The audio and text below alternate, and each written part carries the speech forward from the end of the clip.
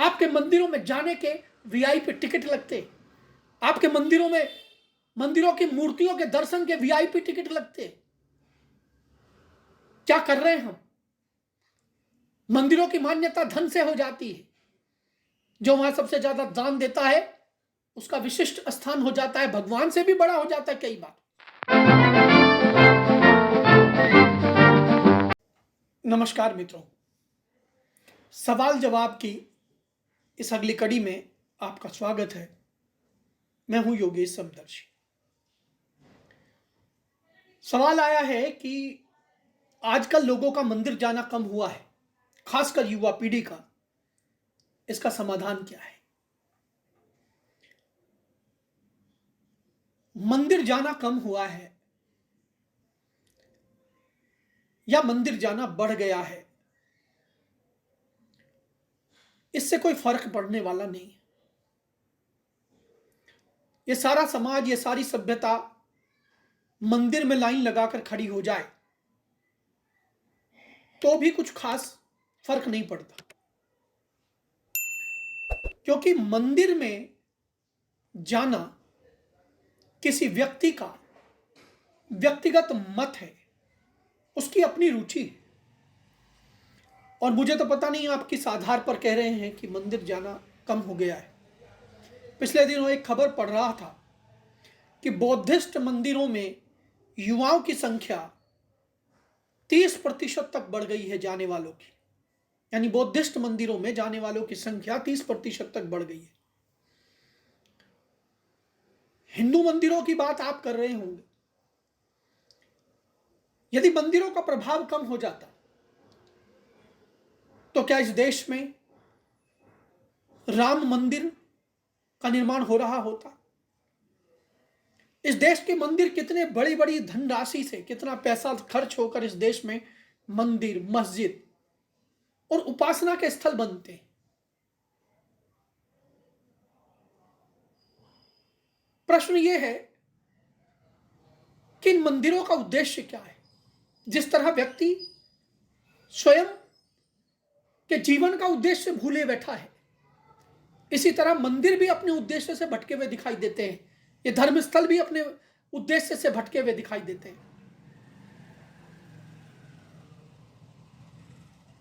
मंदिर जाने से कोई व्यक्ति सीधा सच्चा इंसान नहीं बन जाता। उपासना की किसी पद्धति में रमने वाले व्यक्ति भी, उपासना की किसी पद्धति से जुड़े हुए व्यक्ति भी, किसी धर्म स्थान पर निरंतर रूप से, दैनिक रूप से जाने वाले व्यक्ति भी हिंसक हो जाते हैं, दुराचारी हो जाते हैं, आतताई हो जाते हैं। मंदिरों से जुड़े हुए लोग, मंदिरों में जाने वाले लोग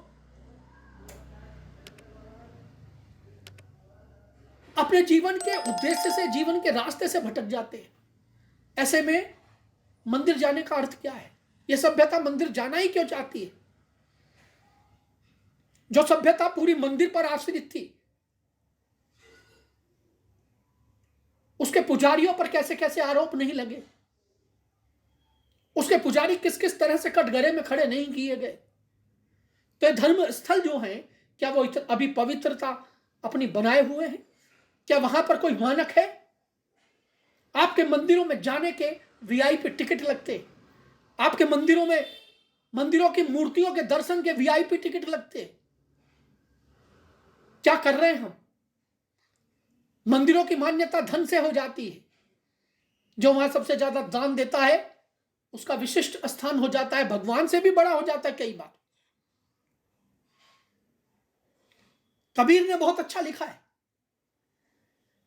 मोको कहां ढूंढे रे बंदे, मैं तो तेरे पास में, और ना तीरथ में, ना मूरत में, ना एकांत निवास में, ना मंदिर में, ना मस्जिद में, ना कावे कैलाश में, मैं तो तेरे पास में बंदे, मैं तो तेरे पास में। ना मैं जप में, ना मैं तप में, ना मैं व्रत उपवास में, और ना मैं क्रिया कर्म में रहता, नहीं जोग संन्यास में, नहीं प्राण में, नहीं पिंड में, ना ब्रह्मांड आकाश में, और ना मैं प्रकृति प्रवार गुफा में, नहीं श्वासों की श्वास में। खोजी होए तुरंत मिल जाऊं, खोजी होए तुरंत मिल जाऊं, एक पल की तलाश में। कहत कबीर सुनो भाई साधु, मैं तो हूं विश्वास में। भगवान को पाने के लिए मंदिर जाने की आवश्यकता नहीं है, नित्य पर, अपने पर, आत्मा पर विश्वास करने की आवश्यकता है। तो मंदिर जाने की जरूरत क्या है? मंदिर का प्रश्न आपने क्यों किया? मंदिरों का, मस्जिदों का, यह सब कारोबार है, यह सब व्यापार का स्थान हो गया है। एक एक स्थान, एक एक ये धर्म और आस्था के जितने भी मंदिर हैं, आस्था के जितने भी महल हैं, या आस्था के जितने किले हैं, ये सब अपने आप में बाजार है। वहां व्यापार होता है, वहां पर व्यवहार के नाम पर आध्यात्म नहीं है। वहां पर बहुत कुछ है, अहंकार वहां है। कोई अपने जप का अहंकार लिए बैठा है, कोई तप का अहंकार लिए बैठा है, कोई संकल्प का अहंकार लिए बैठा है।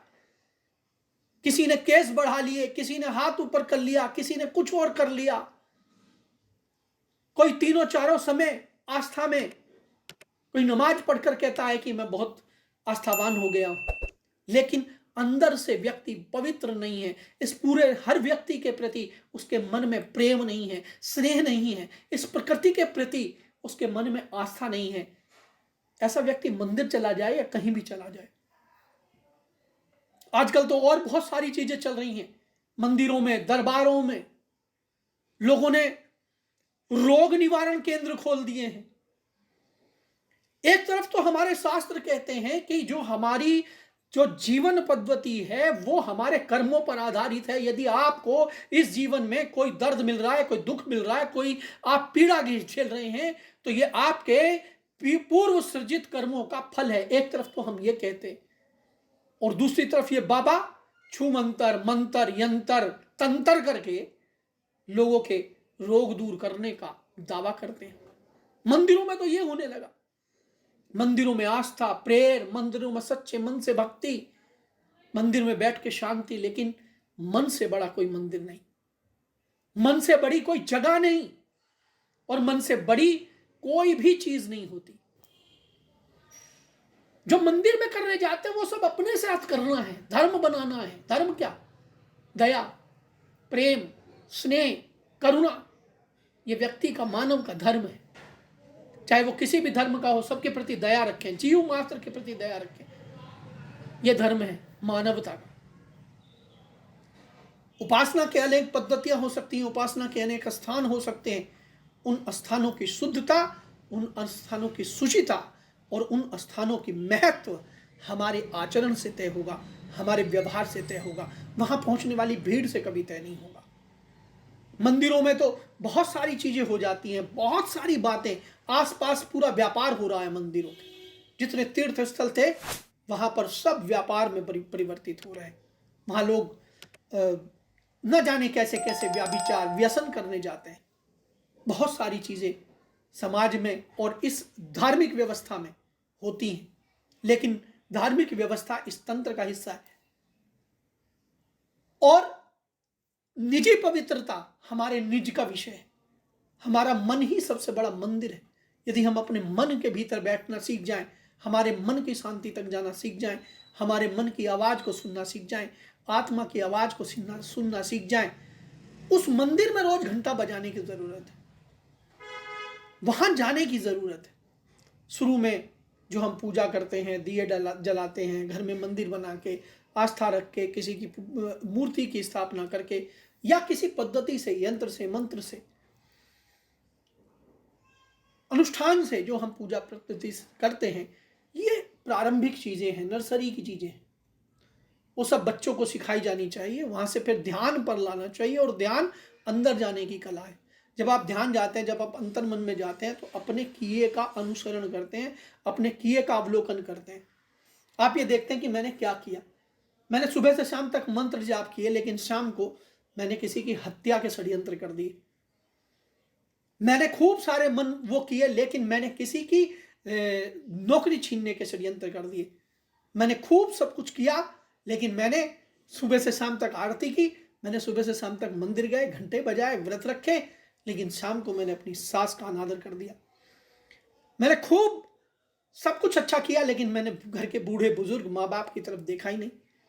मैंने लाखों दान दिए, लेकिन मैंने अपने माँ बाप को उनकी बुढ़ापे में उनकी सेवा का अवसर ही मैंने तलाश पाया, उनके पास ही मैं न जा पाया। ऐसे मंदिर, ऐसे मस्जिद, ऐसे गुरुद्वारे और इस तरह के जो आपके धार्मिक संस्थान हैं, वहाँ जाने का ऐसी दशा में कोई मतलब नहीं है। इसलिए आपका जो सवाल है कि मंदिरों में युवाओं की संख्या कम हुई है, अच्छा है। मंदिरों की व्यवस्था को, मंदिरों के बाजार को, मंदिरों की लूट को या इन संस्थानों की लूट को, इन पूरे आस्था के स्थलों की लूट को, इन आस्थाओं के स्तरों की भव्यता पर होने वाले फिजूल खर्च को यदि हम समझ पाए, समाज को समझ पाए, तो ये अच्छा होगा। मंदिरों की आवश्यकता समाज को है भी, अन्यथा नहीं है। है तो क्यों है, किस रूप में है, इन सारे आस्था स्थलों की जरूरत हमें क्यों है, किस रूप में है, इस पर पुनः विचार किया जाना चाहिए। यह कोई धर्म का मामला नहीं है। मैंने जो कुछ भी कहा, मैं मंदिर विरोधी नहीं हूं। मैं मंदिर जैसे स्थानों के विरोध में नहीं हूं। पूरा गांव जब पैसा इकट्ठा करके, जन जन का उसमें सहयोग, सहभागिता करके एक मंदिर जैसे स्थान का निर्माण करता था, तो उसका स्थान होता था कि एक सामुदायिक केंद्र, एक ऐसा स्थान बनाना जहां पर पूरे गांव के लोग उस जिस स्थान को अपना मान सके, वहां सब लोग जा सकें। लेकिन यदि वहां पर जाति के नाम पर, धर्म के नाम पर, पैसे के नाम पर किसी के लिए दरवाजे बंद किए जाएंगे, तो फिर उस पर प्रश्न उठना तय है। फिर उस पर सवाल उठना ही चाहिए कि ऐसे स्थानों की उपयोगिता क्या है। जो सामाजिक पैसे से निर्मित चीजें हैं, उसमें सबकी सहभागिता, सबका आना जाना और सबको वो अपना लगे, ये आवश्यक है। इसको बनाने की, इसको बचाने की जरूरत है। बहुत बहुत धन्यवाद। आज की कड़ी में इतना ही। कल एक नए सवाल के साथ फिर उपस्थित होऊंगा। तब तक के लिए दीजिए इजाजत। नमस्कार।